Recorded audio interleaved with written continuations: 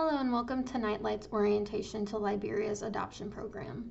Once you view this video, a follow-up telephone call will be scheduled with one of our Liberia team members to allow us to get to know you better and to answer any questions you may have concerning the material presented in this webinar.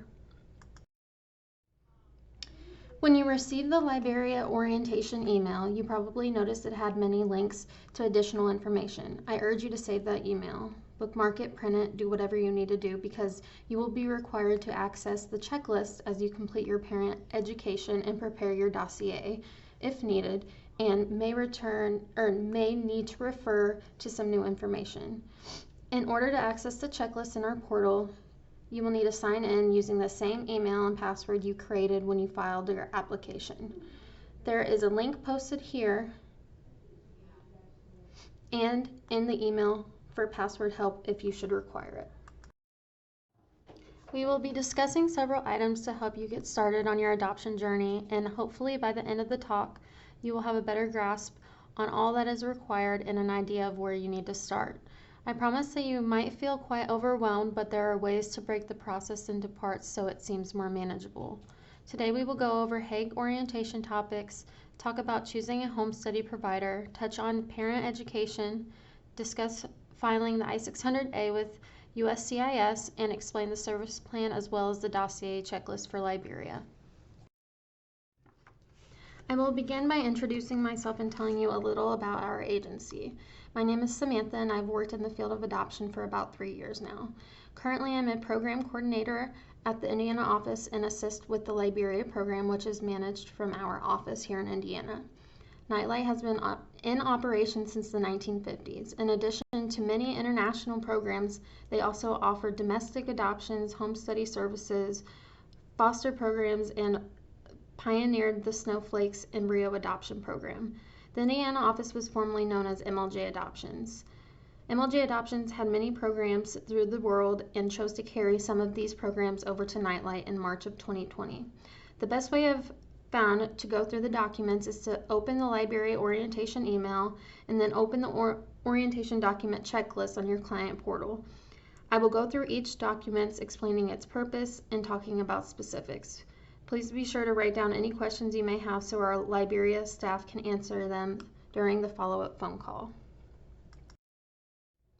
The first document I want you to open is Hague orientation topics for Liberia. It is important that you read through this document thoroughly, but I am going to hit some of the highlights.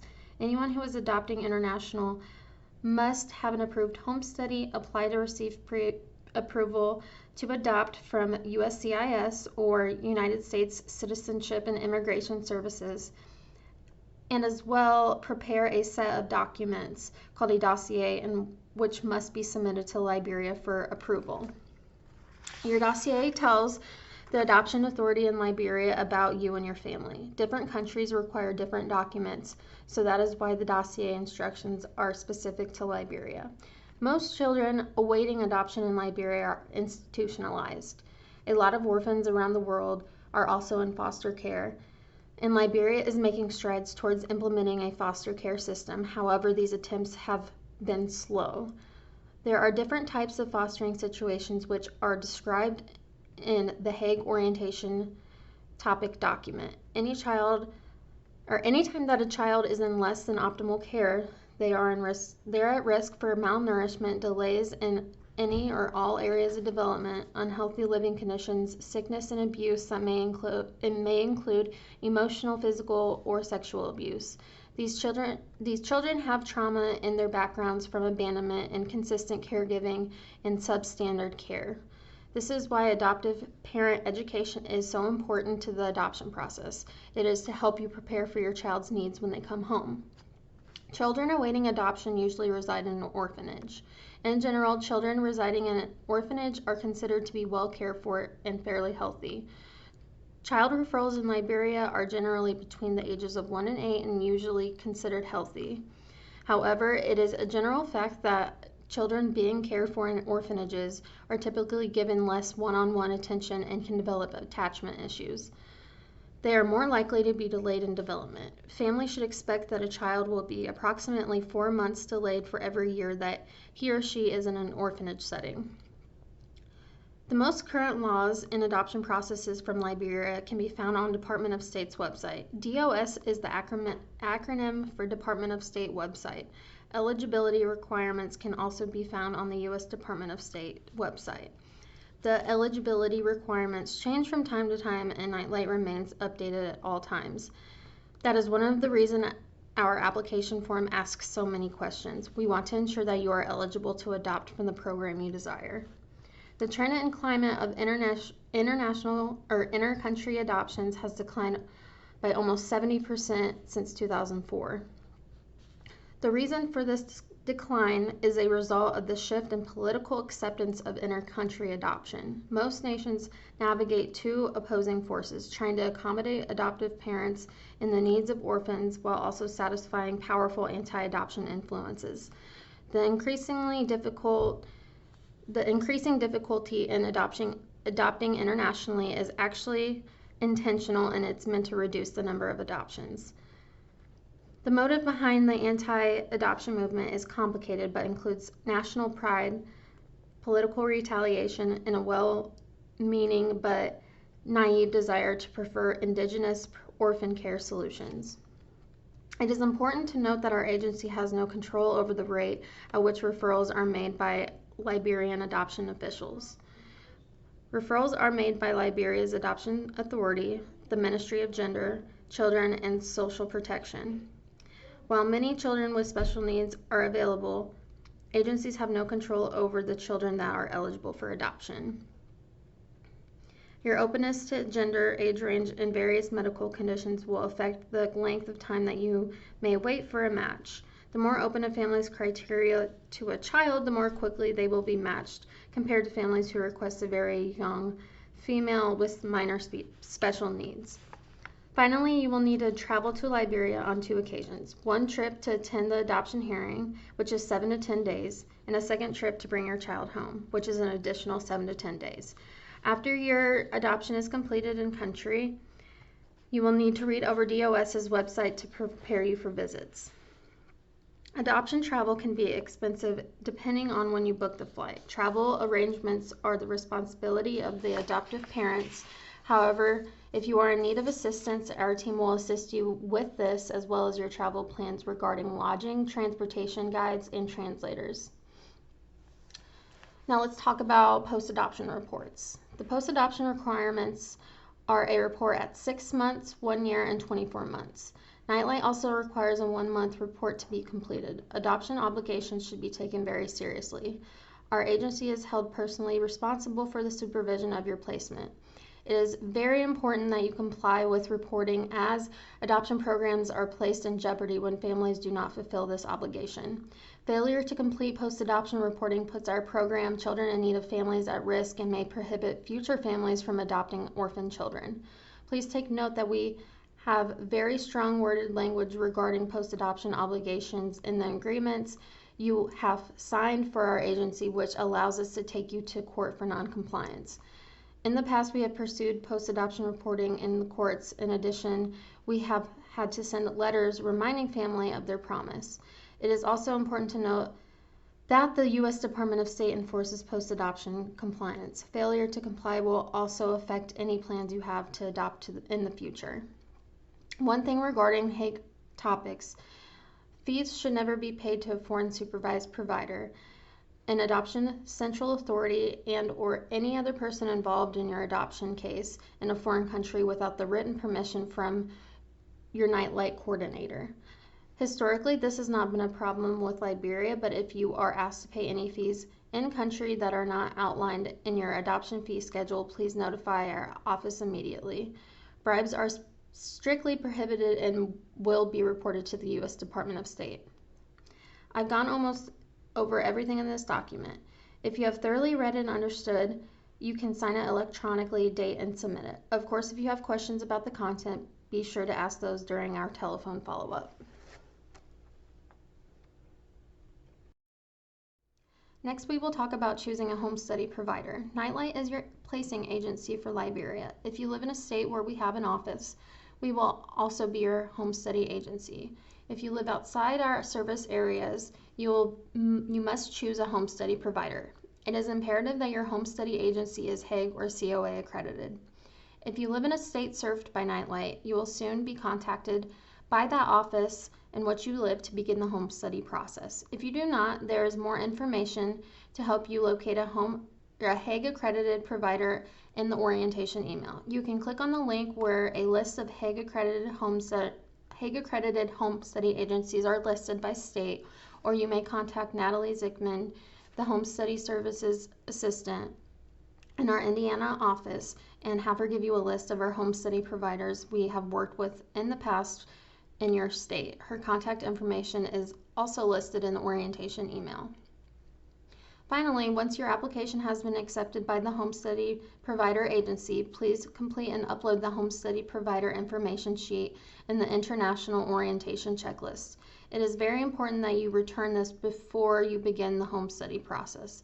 The first reason is because Nightlight must have an exempt provider agreement in place with the agency prior to beginning the home study, and secondly, we must ensure that the home study is Hague accredited. This is a very important note. If you begin the home study process prior to providing Nightlight with your home study provider information, you may have to choose another provider, which could result in losing any monies that you paid to the previous provider. Once your home study is completed, which can take anywhere from 2 to 4 months or longer depending on how quickly you and your social worker are able to obtain documents, you will be ready to file the I600A Application for determination of suitability to adopt a child from an orphan country. The link to that form can be found here. However, our Liberia team will mail you the current link to the form with instructions to help fill it out once you are ready for this step. With that being said, you really don't need to do anything with this document at this time. It is just a link to a form that you can use later in the process. When you received the orientation email and opened the portal, you had access to an orientation document checklist as well as separate checklists for international parent education documents. A link was provided to a webinar explaining Nightlight's parent education requirements. If you have not yet watched this, you must do so that your parent education will not be delayed. As a recap, all adoptive families are required to complete 10 hours of Hague education prior to completing their home study. In addition, Nightlight has additional requirements that consist of reading about and understanding post-adoption stress and depression, completing a post-adoption support plan, learning about the history and culture of your child's country, speaking with a parent who has previously adopted a child from Liberia through Nightlight, and reading a book entitled The Connected Child. You will end up with more than 10 hours of education to help prepare you for parenting your adopted child. The next document I want to bring to your attention is the Child Preference Form. This is a document that is used to identify your preferences for a child as to gender, age range, and medical needs. If you already have an identified child, you will fill out the child's applicable characteristics through this form. It is important to understand that this document may be updated throughout the process to adjust your preferences as you continue being educated about adoption, talking to others who have adopted children with specific needs, and meeting with medical professionals to determine what you feel that you can handle. This form is used by your social worker in writing your approval statement and in the home study, and also by the rest of our Liberia team. The service plan is a document that identifies the 6 adoption services that are rendered in intercountry adoptions and who is responsible for each service. Nightlight Christian Adoptions is your primary provider and placing agency for a child from Liberia. As the primary provider, we will coordinate your adoption, help identify a child for adoption, and arrange for the adoption. We will also work with the agency providing your home study and coordinate with the staff to provide translation and travel arrangements in Liberia. As your primary service provider, Nightlight is available to assist you whether you are in the United States or traveling abroad. We will be working with the central authority in Liberia known as the Ministry of Gender, Children, and Social Protection. They are responsible for providing and identifying children who are available for adoption and arranging the adoptions, securing the necessary paperwork, showing termination of parental agreement to adoptions or rights, or abandonment documentation.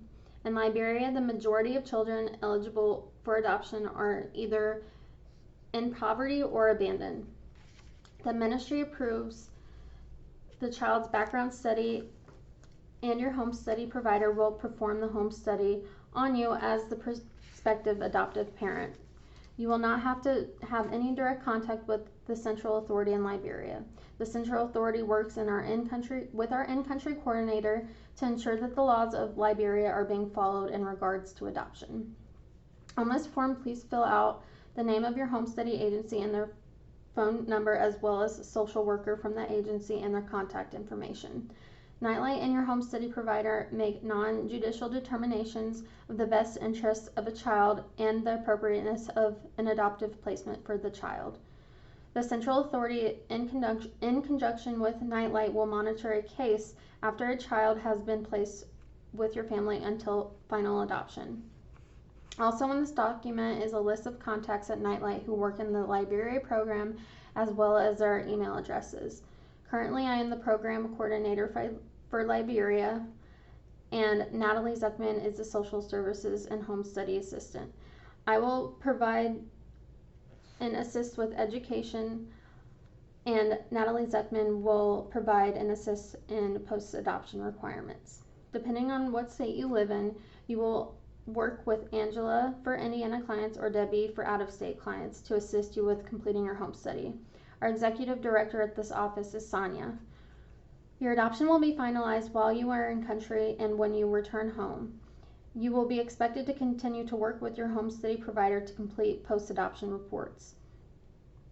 Your home study provider will visit you at specified times following the adoption to provide consultation on adjustment, help you identify or problem solve any issues that have risen, and write a report to send along with photos of your child to Nightlight, who will forward them to the ministry.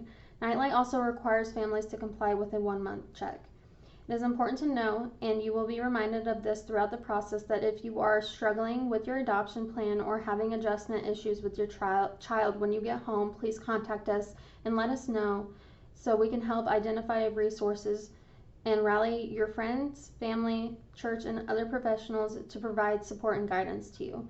We have a post-adoption connection center ready to and willing to provide resources to our families.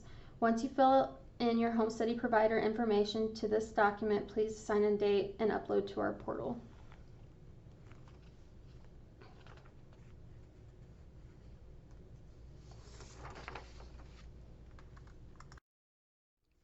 To wrap up the orientation, I want to remind you of the checklist on our online portal with some orientation documents you need to either sign and upload or just sign electronically.